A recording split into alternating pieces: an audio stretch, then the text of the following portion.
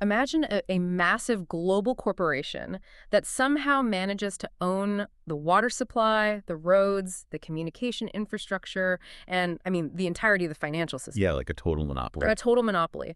But now, imagine that this corporation doesn't just hold that power through, legal contracts or private armies or whatever. Okay. Instead, they've convinced the entire population that paying them, serving them, and obeying their terms of service isn't just a business transaction. It's a cosmic, divine mandate. Oh, wow. Right. To question their pricing is to basically question the universe itself. So the question is, how on earth do you dismantle an entity that has successfully weaponized the sacred to maintain absolute economic control? You would need a blueprint that completely decouples human organization from mystical authority. Right. You'd need a manifesto that just totally attacks the very concept of privatizing the center of society. Which is exactly what we are dissecting today. So for you, the listener, we are embarking on a highly specific mission right now. We are taking a foundational text, specifically Surah Al-Hajj, Ayat 22 to 29 from the Quran, and we are analyzing it strictly through the lens of the thinker G.A. Parwez. Yeah, and we should probably lay down some ground rules before we get into it. Good call, yes. Before we go any further, you should know we are approaching this source material purely as a profound piece of systems engineering and sociological theory. Right, it's strictly sociological. Exactly. We are not taking sides, we are not preaching, and we are emphatically not endorsing the religious or theological viewpoints of the text. Yeah, that's not what this deep dive is about. Not at all. Our entire job today is just to unpack the cold, hard civilizational mechanics described in this original source. We're essentially treating this as a survival manual for human society.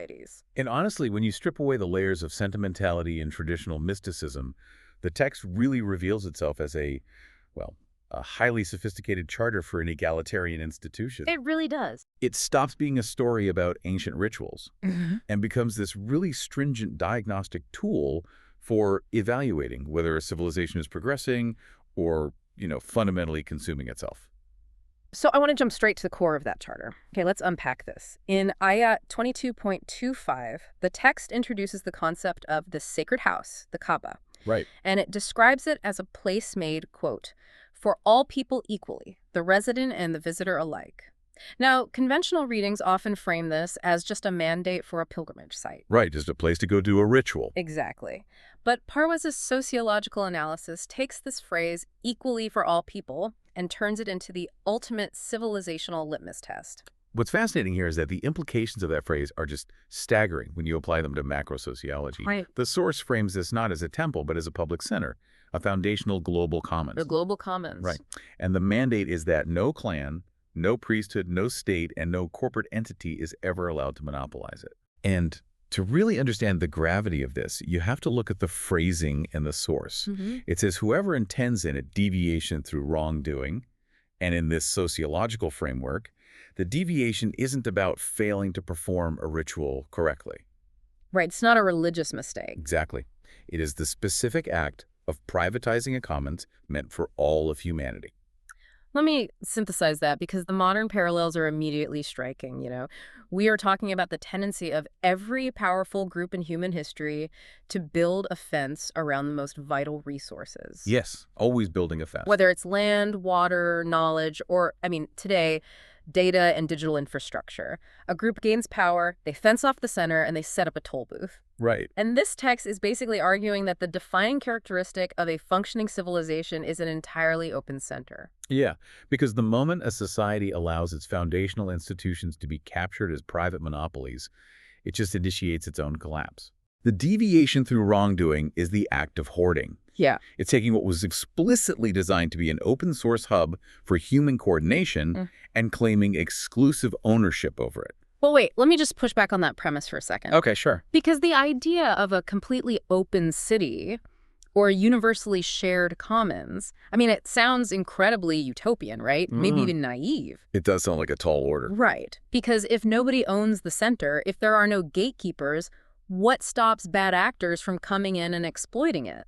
We look at the tragedy of the commons in economics today, where shared resources are inevitably depleted because individual self-interest always overrides collective preservation. Exactly. So how does the 7th century blueprint account for human greed? Well, that is the precise reason the text doesn't just offer an ideal. It demands a highly disciplined system to maintain it. Okay. The open city cannot exist in a vacuum. It requires a specific social order to enforce that openness. And to understand how that system was designed to work, we have to look at the immediate historical environment this text was responding to. Right, the context. Yeah, we have to look at the specific tyranny it was attempting to dismantle. So we're talking about the Quraysh tribe in pre-Islamic Arabia. Exactly. Looking at the historical notes provided by the source, pre-Islamic Arabia was just a bizarre geopolitical anomaly. I mean, there was no formal state apparatus, Well, no king, no central police force, no standing army, no unified judiciary. It was just this vast landscape governed by volatile tribal law, blood feuds, retaliation, anyhow speak. pure decentralization. Yet in the middle of this chaos, you had Mecca and the Quraysh tribe held absolute, uncontested power. Right, and we connect this to the bigger picture. They held a monopoly that modern states would envy.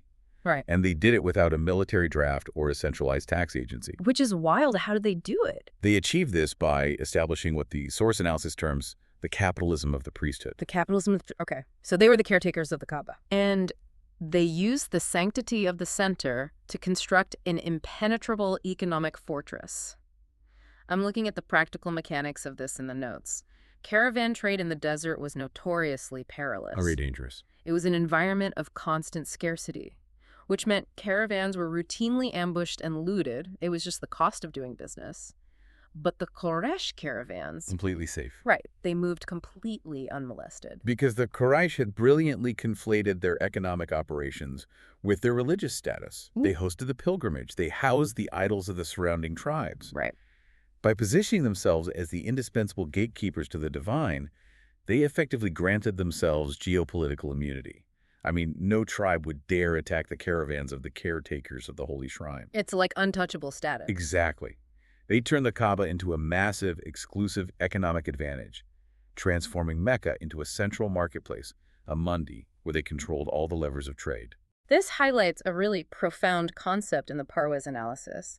We frequently assume that a secular dictatorship, a military junta or a totalitarian monarch, is the ultimate form of tyranny. Yeah, that's our default. But this text argues that a religious priesthood ruling over a population is actually a far more insidious form of subjugation. Oh, absolutely. Yeah. Because the mechanism of control is entirely different. A secular dictator relies on physical coercion. Right. Guns and prisons. Yeah.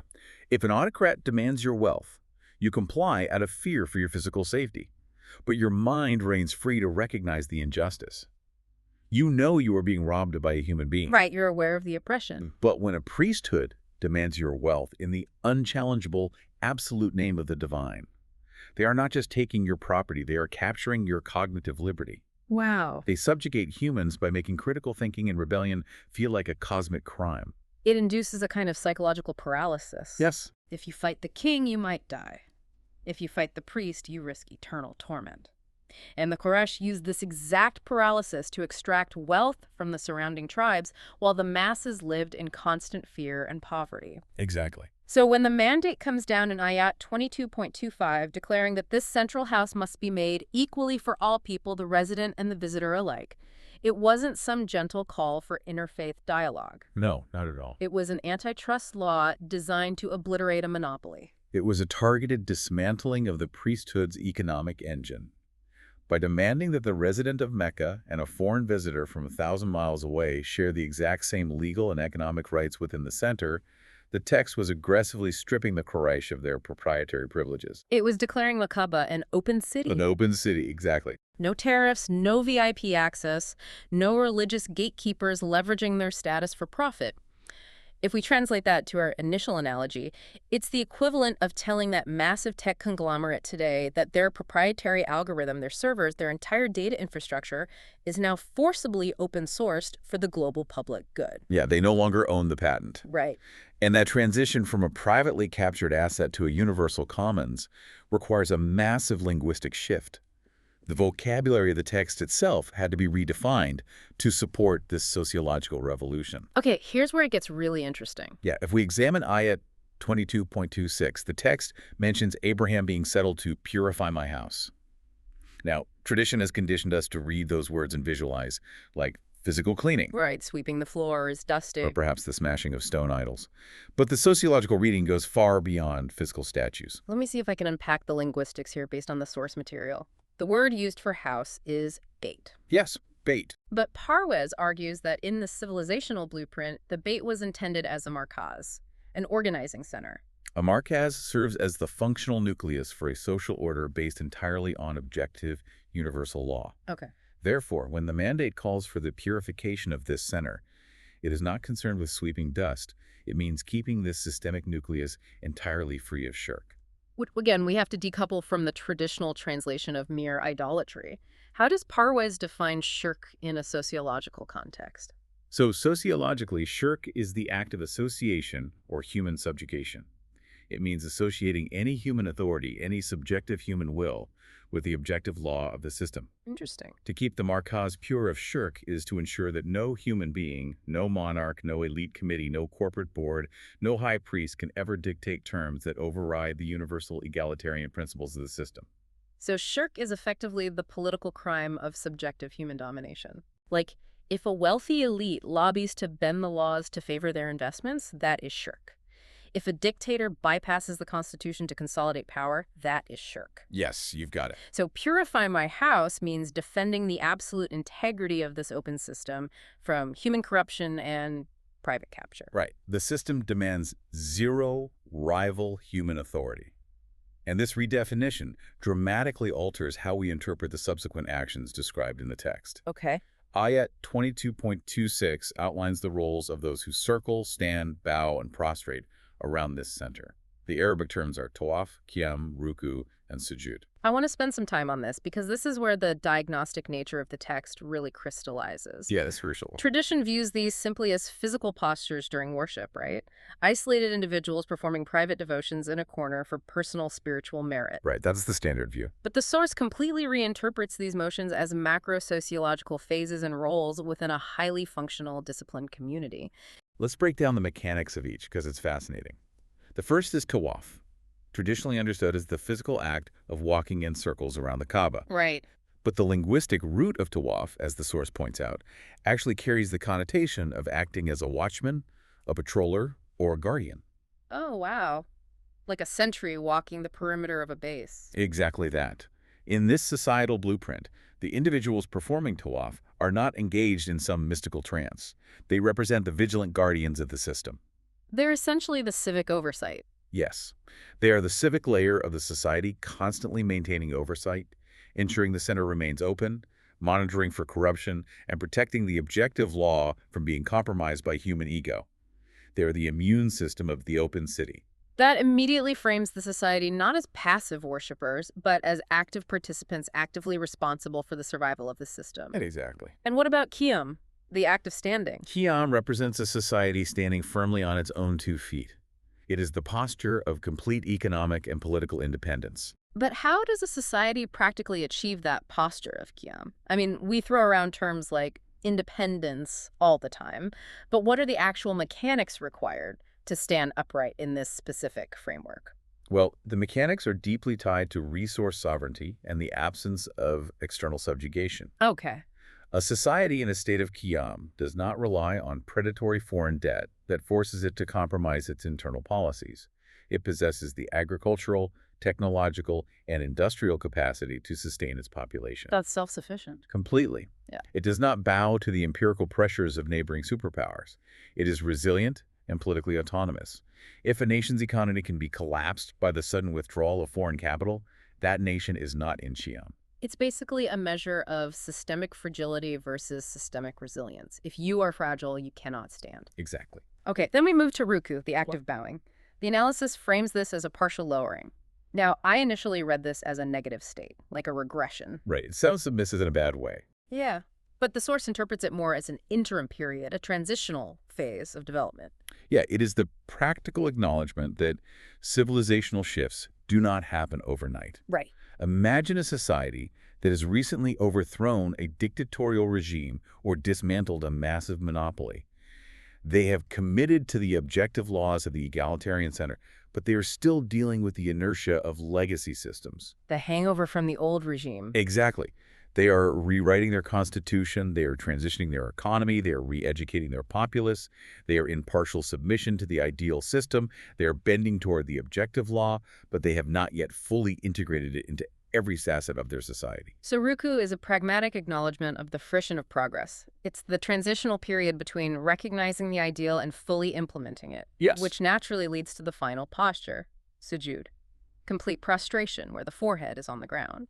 How do we translate that profound physical submission into a macroeconomic and sociological state? Sujud is the ultimate culmination of the system. It is the moment when the entire society, its economy, its justice system, its cultural norms, is completely and flawlessly aligned with the universal law of equality. Wow. Total integration. Right.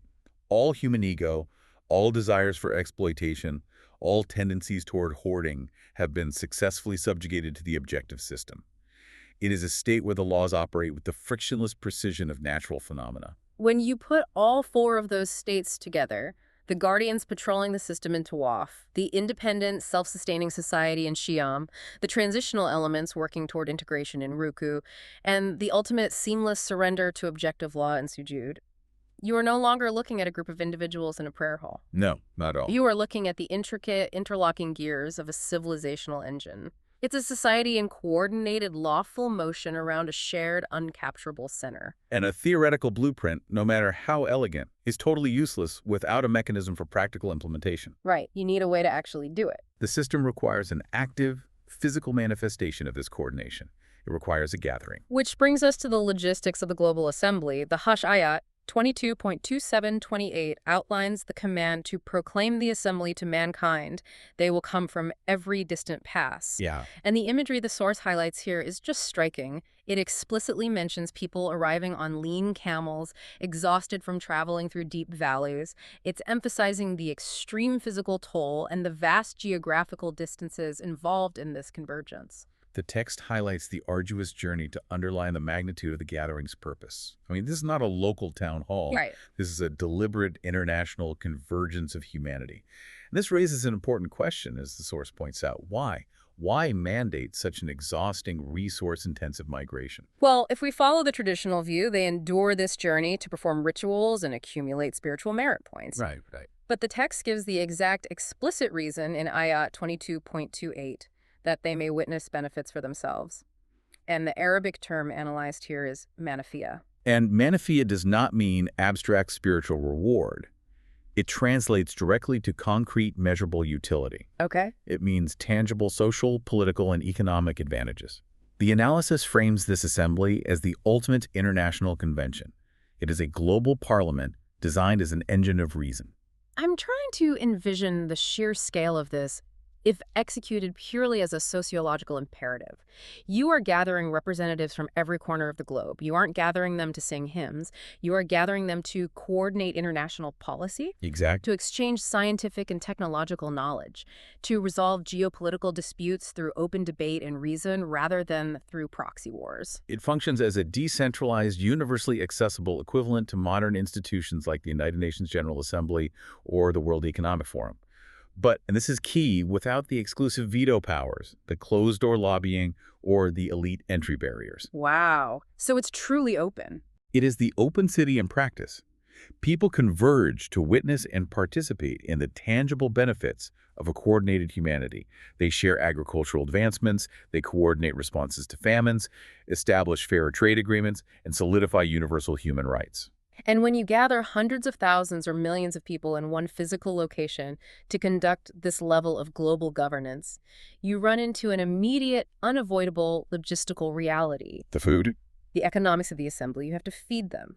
The text addresses this head-on, tying the assembly explicitly to the sacrifice of animals.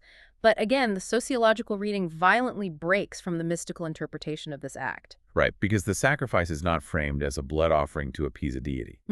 The text explicitly mandates that the purpose of this resource allocation is to feed the wretched poor. Okay. And the source makes a really fascinating historical observation here regarding Abraham, the figure credited with establishing this center.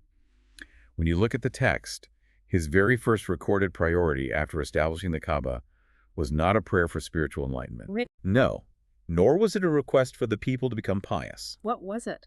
His first recorded prayer was for food. Economic security?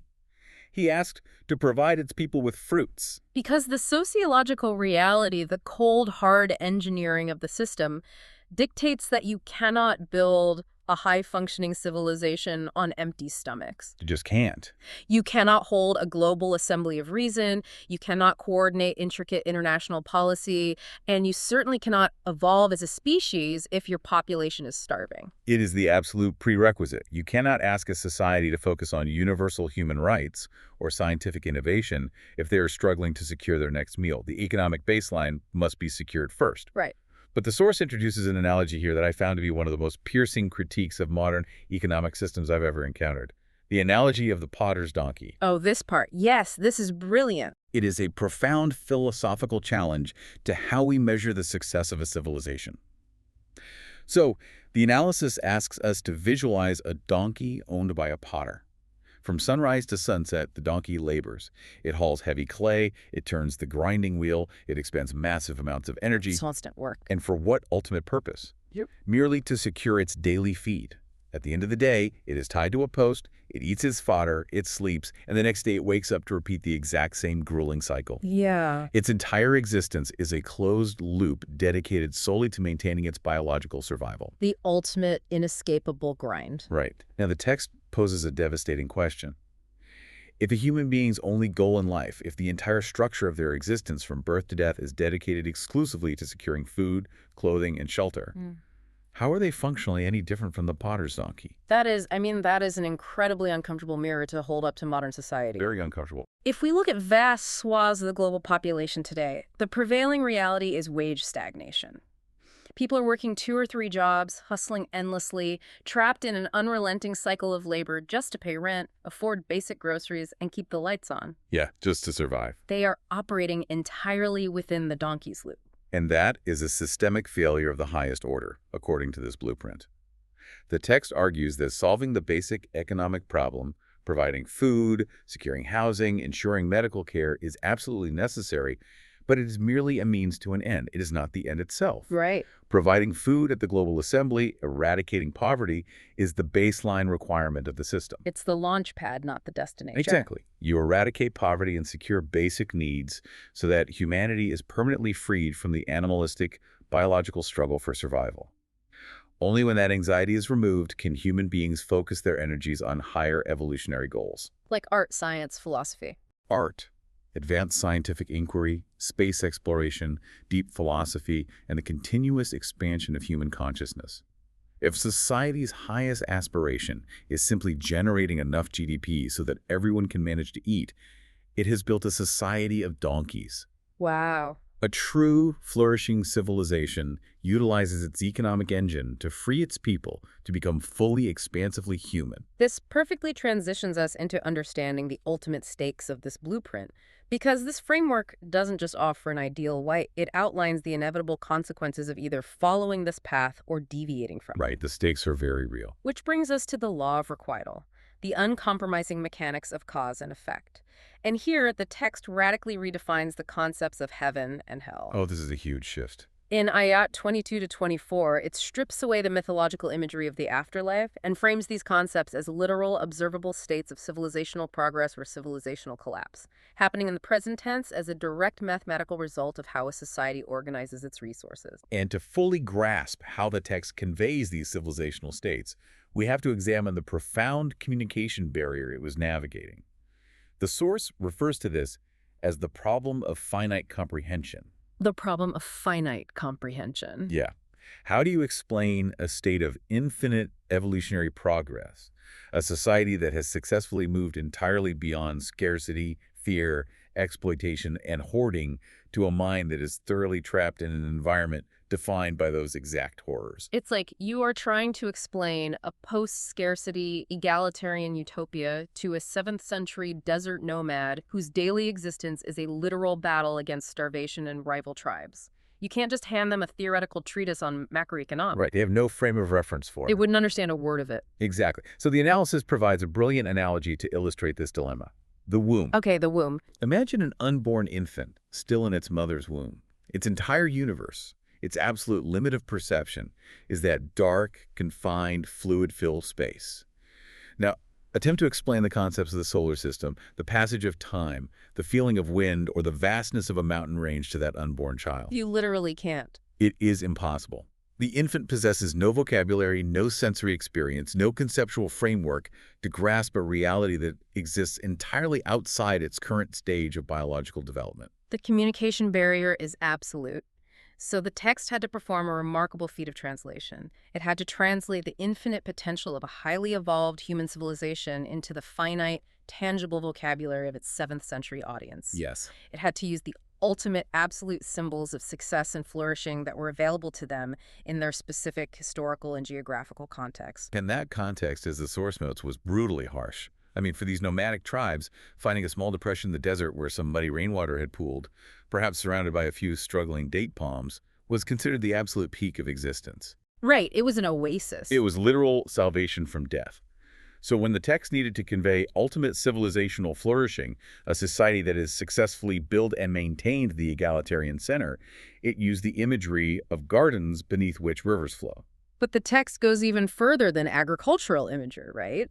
It delves into hyper-specific geopolitical metaphors. The source highlights a detail that completely shifts the perspective. Ayat 22.23 mentions the inhabitants of this flourishing society wearing bracelets of gold and pearls and silk garments. Yeah, that seems weird at first glance. Right. Now, to a modern listener, that sounds like generic, perhaps even superficial luxury. Like, congratulations, your society succeeds and everyone gets nice jewelry. But Parwez's analysis points out that this is not about fashion. It is a highly targeted socioeconomic reference. It is a direct reference to the surrounding superpowers of that era, specifically the Persian Empire.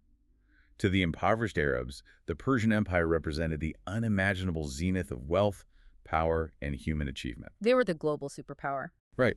And within that empire, there existed an ultra-elite class of bodyguards, the closest, most trusted inner circle to the emperor himself. They were known as the Asawira. And the defining visual marker of the Asawira, the legal status symbol that immediately separated them from the millions of other citizens in the empire, was that they alone were permitted to wear specific gold bracelets and garments of pure silk. It was the ultimate indicator of untouchable status. Wearing those bracelets meant you possessed absolute physical security, unlimited access to the empire's resources, and a position of power so elevated that you answered to virtually no one. You were safe. So when the text promises these impoverished, vulnerable nomads that by following this objective, egalitarian system they will wear gold bracelets and silk, it is not promising them shiny baubles. No, not at all. It is democratizing the ultimate symbol of elite privilege. It is translating a profound sociological concept into their geopolitical language. It is saying, if you build an open society free of hoarding and subjugation, you will not just survive, your entire population will achieve a level of societal security, economic prosperity, and elevated dignity that currently only the most elite, untouchable members of the greatest superpower on Earth possess. It guarantees that the security and prosperity hoarded by the few in a tyranny will become the baseline reality for every single citizen in this new system. That continuous shared elevation is the definition of the heavenly society. Oh. A society that never stagnates, that continuously evolves, moving its entire population from one stage of secure development to the next. But the law of requital is a two-sided equation. If that is the outcome of the open center, we must examine the dark side of the equation, the self-consuming dead end. Yeah, the alternative. Ayat 22.22 describes the alternative. Instead of flowing rivers and continuous progress, it describes an order that hoards, a system that bars access to the center, that privatizes the commons. And the result is a society trapped in a loop of profound grief. The imagery used is fire, al-hutama. So how do we translate the punishment of the fire into our sociological framework? What does this fire actually look like on the ground? Well, the fire in this diagnostic context is the intense destructive friction of societal stagnation and extreme inequality. Yeah. When a society deviates through wrongdoing, when a small elite captures the wealth, corrupts the justice system, monopolizes the means of production, and locks everyone else out, the society ceases to evolve. Right, it gets stuck. It becomes a closed, stagnant system. And the masses trapped at the bottom of that hierarchy experience a visceral, psychological, and social agony. They're basically burning in the friction of the system. Yes, they attempt to escape their misery. They try to find a way out of the poverty, the debt, the subjugation. They work harder. They attempt to innovate. They protest. But they can't get out. Because the core of the system has been captured. Because the doors to the center are locked by monopolies, they are relentlessly pushed back down.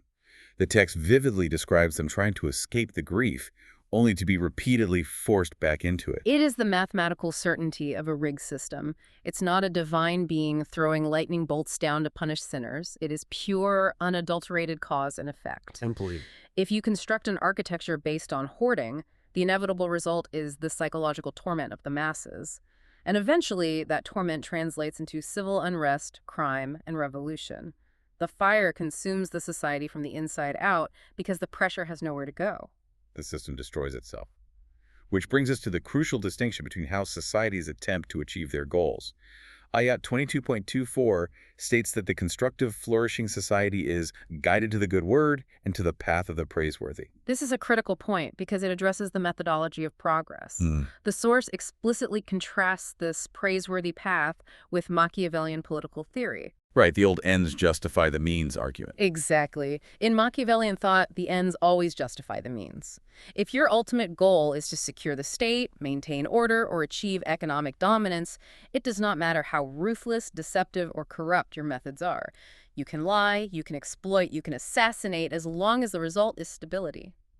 But this sociological blueprint categorically rejects that premise. The law of requital dictates that the means are the ends in the making. A corrupt path cannot mathematically lead to a pure destination. It's impossible. If you utilize exploitation, deceit, and subjugation to build your society, the society you build will be inherently exploitative, deceitful, and subjugating. The DNA of your methods becomes the DNA of your civilization. That makes total sense. Therefore, if the goal is an open, egalitarian, universally secure society, the path taken to achieve it must also be rigorously objective, transparent, and praiseworthy. You cannot build the open city using the tools of tyranny. You cannot cheat the sociological math. The character of your actions will always, inevitably, dictate the nature of your outcome. If you plant seeds of hoarding, you will harvest the fire of societal collapse. If you plant the seeds of an open commons, you harvest the flowing rivers of continuous evolution. It is a pristine, uncompromising logic. The entire text, when viewed through this lens, is a unified theory of human organization. So what does this all mean? I want to take a moment to pull all of these intricate threads together because the architecture we've explored today is just staggering in its scope. It really is. We started with the foundational command to Abraham to establish a center, a markaz. We saw how this center was explicitly mandated to be an equal access open city for all of humanity. Essentially an antitrust law against the privatization of the sacred and the economic. We decoded the physical postures, the guardians patrolling the perimeter, the independent society standing firm, the transitional phases of reform, and the ultimate surrender to objective law. We analyzed the Hajj not as a mystical retreat, but as an engine of reason, a global parliament designed to produce tangible, measurable benefits and coordinate international policy. And we saw that feeding the poor isn't charity. It's the absolute prerequisite for freeing humanity from the donkey's loop of mere survival. Exactly. And finally, we observed the stark binary outcomes of the law of requital. The continuous expansive evolution of a society that maintains its open center, contrasted with the agonizing, self-consuming fire of a society that allows its core to be monopolized by elites. It provides us with the ultimate civilizational litmus test. The true, enduring measure of a society is not found in the height of its skyscrapers, the size of its GDP, or the destructive capacity of its military. The true measure of a civilization is whether its central, foundational institutions remain an open, universally accessible commons, or whether they are allowed to be captured and fenced off as private monopolies by the powerful. The survival of the system relies entirely on defending the commons. Completely. Which brings us back to where we started, to the diagnostic landscape of our own world. I want to thank you, the listener, for joining us on this incredibly deep, demanding dive into civilizational mechanics. And as we conclude, I want to leave you with a lingering thought to examine as you look at the architecture of the world around you today. Yeah, think about this. We have spent this time analyzing the Kaaba as the blueprint for the original open city, the ultimate ancient commons. But look at the foundational commons in our modern era, the architecture of the internet, the expanse of international waters, the global financial markets, the human genome, the rapidly evolving landscape of artificial intelligence. All of these are the centers of our modern social order. If the survival of a civilization depends absolutely on keeping its center equally open to all, what happens the moment we allow a modern Quraysh, a tech monopoly, a pharmaceutical cartel, a financial oligarchy, to build a fence around what was meant to belong to humanity? It's a terrifying thought. What happens when our shared evolutionary progress is transformed into a private toll booth, where access is granted only to those who can pay the gatekeepers?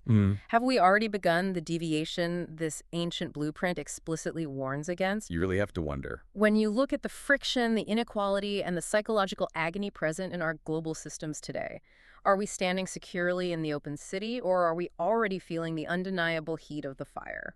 It is the defining question for the future of our systems. Until next time, keep looking past the surface and keep diving deep.